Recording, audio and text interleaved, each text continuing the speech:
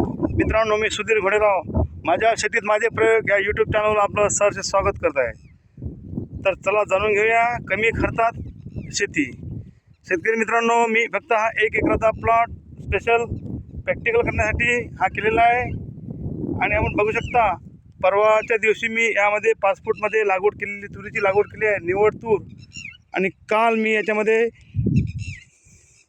70 gram flight 71 आणि 10 milli ऑक्सिफ्लो आणि त्याच्यामध्ये 10 मिली स्टिकर घेऊन याची फवारणी केलेली आहे.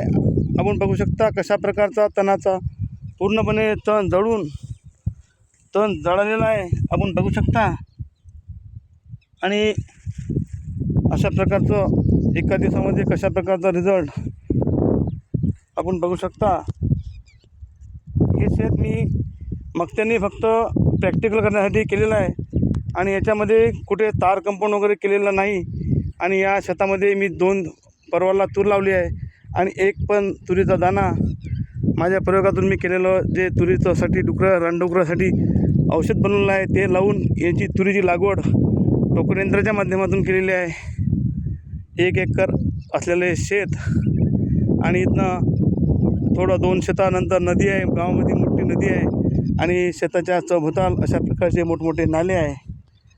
आपण बघू शकता अशाही परिस्थितीमध्ये खूप काही डुकरांचा प्रादुर्भाव यामध्ये वास्तव आहे. आणि अशाही प्रतिकूल परिस्थितीमध्ये माझं जो रानटी जनावरे असलेला फॉर्म्युला कशा प्रकारचे सक्रिय काम करते मी आपला यूट्यूबच्या माध्यमातून दाखवण्याचा प्रयत्न करत आहे.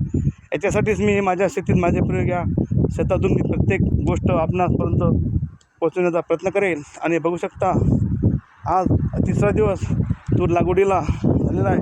5 फूटमध्ये केलेली लागवड, 2 वळीमधील अंतर 5 फूट आणि 2 फुलीमधील अंतर म्हणजे 2 झाडामधील अंतर 10 इंच टोकन यंत्राच्या माध्यमातून मी केलेलं आहे.